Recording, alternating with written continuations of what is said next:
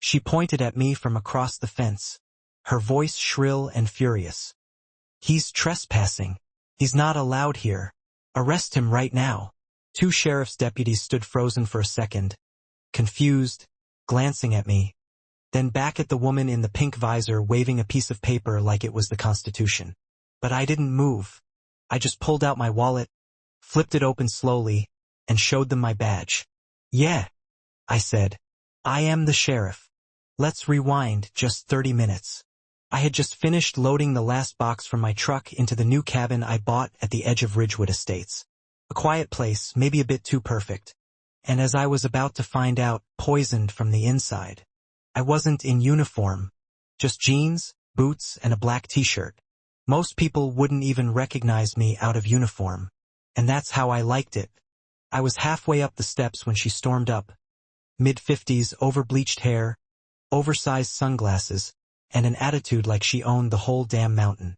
"You can't park there," she barked. I blinked. "I own the land." She didn't flinch. "Not anymore. This community is managed by the HOA now, and you didn't submit a residency request." I should have laughed, but I'd already heard rumors about her. Karen with a clipboard. The self-appointed enforcer of fake HOA rules in a neighborhood that didn't even have a real HOA. "Ma'am," I said calmly, "there's no HOA on this property. This parcel is exempt." She stepped closer, finger almost in my face. "We changed the bylaws. And as acting president—" "You're not," I interrupted. "You're trespassing. And I've already called the police." I tilted my head. "You called the cops? On me?" "Yep," she said smugly. "Hope you like handcuffs." I didn't say another word. I stepped back onto my porch and leaned against the post. About 10 minutes later, I saw 2 squad cars roll up.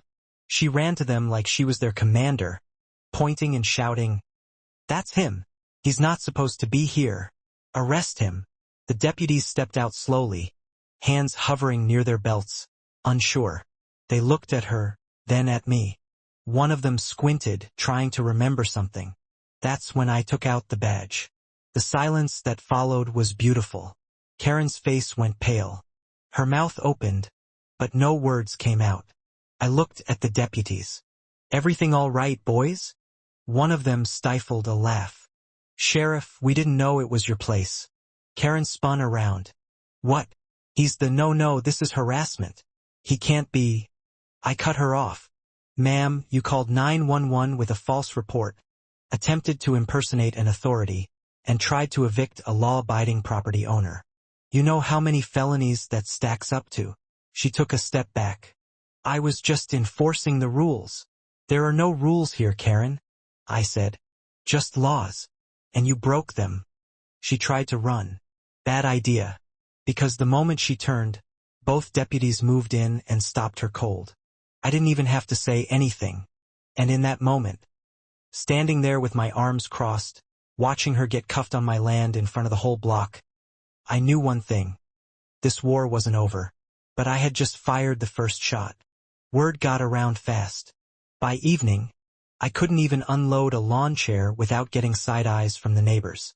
A few waved, cautiously polite, but most just stared, whispering behind their hedges. Karen wasn't just some loudmouth. She had backup. The HOA may have been fake, but the fear she built was real. That night, I sat on the porch with a cold drink and a clear view of the driveway. I didn't trust her to stay quiet. People like Karen don't get embarrassed, they get even. And I was right. Next morning, a white SUV rolled up. Out stepped a man in a cheap suit, clipboard in hand, and a smug smile that screamed paid puppet. "You the lieutenant?" he asked, not even looking me in the eye. "Owner," I corrected. "Well, sir, I'm with Ridgewood Compliance Services. We're issuing a formal cease and desist on behalf of the Ridgewood Property Standards Committee." I didn't respond. I just let him finish his little show.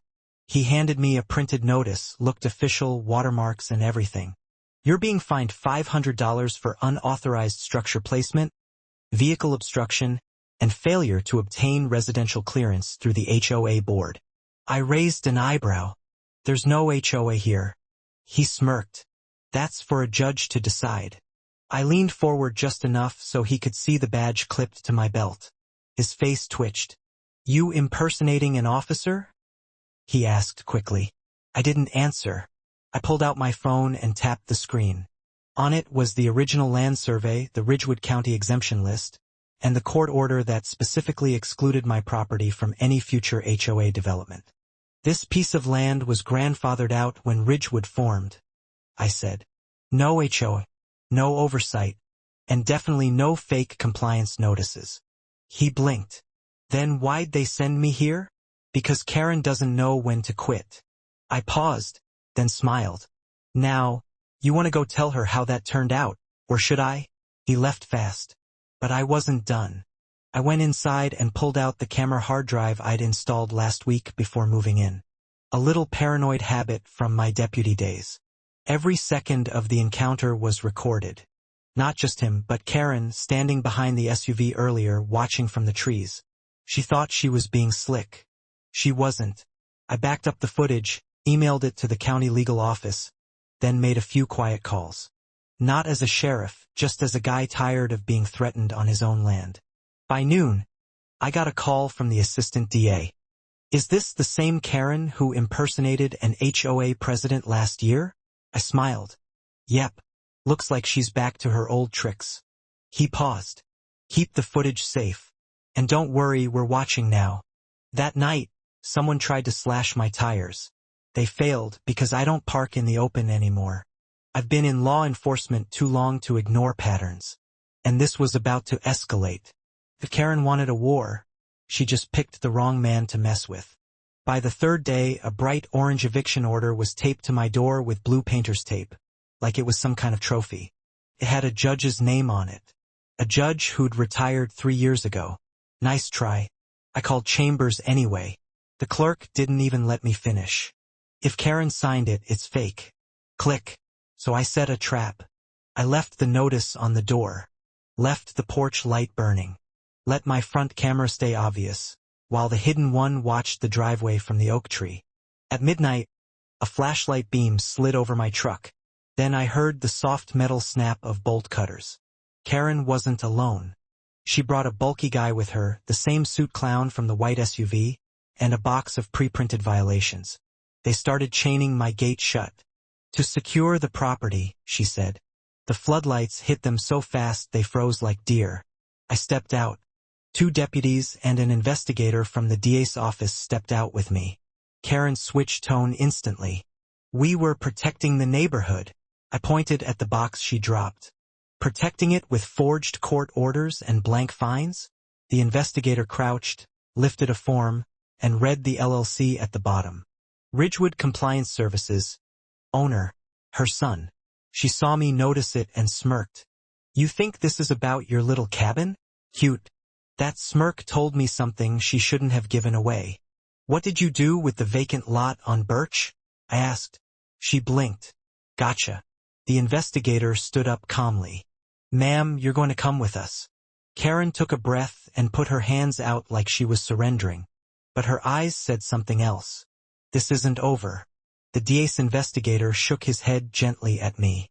Wait. I understood. Bigger fish. Bigger net.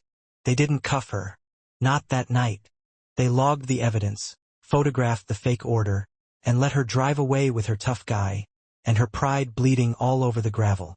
She thought she won something by walking free. She didn't see the warrant that went through the moment she turned the corner. I watched her taillights vanish and felt it click. This wasn't a neighborhood dispute. This was a small-town racket, fake HOA, fake fines, real money stolen from people who thought they had no choice. I didn't move to Ridgewood to start a fight, I said quietly. The investigator looked at me. Too late. You're already in it. I looked at the empty road and the chain they tried to lock me in with. I don't get locked in, I said.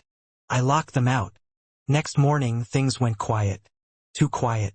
No clipboard warriors. No fake notices. No mysterious SUVs circling the block. Even the neighbors looked confused. Some even nodded politely as they watered their lawns. Like they were just now realizing Karen's grip was slipping.